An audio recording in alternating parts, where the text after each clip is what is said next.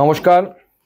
আপনারা জানেন সম্প্রতি জম্মু কাশ্মীরের পেহেলগাঁওয়ে ধর্ম জিজ্ঞেস করে প্রায় ২৬ জন হিন্দুকে গুলি করে হত্যা করেছে কাপুরুষ সন্ত্রাসবাদীরা, উগ্রপন্থীরা।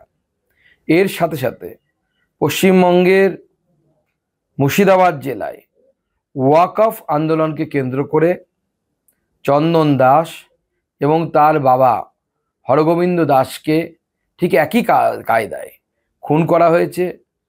প্রচুর হিন্দুকে মারা হয়েছে, গৃহচ্যুত হয়েছে বহু মানুষ, বাড়িঘর পুড়িয়ে দেওয়া হয়েছে, ভেঙে দেওয়া হয়েছে। এই ২৬ জন হুতাত্মার আত্মার সদ্গতি কামনা করে আসুন আগামী ২৭ তারিখ সন্ধ্যে ৭টার সময় আমরা নিজের এলাকায় প্রদীপ জ্বালি। ২৬টি প্রদীপ কম করে জ্বালাই, যা আমাদের এই ২৬ জন যাদেরকে জম্মু কাশ্মীরে হত্যা করা হয়েছে এবং মুর্শিদাবাদে যেই দুজনকে হত্যা করা হয়েছে তাদের সকলের আত্মার সদ্গতি কামনা করি।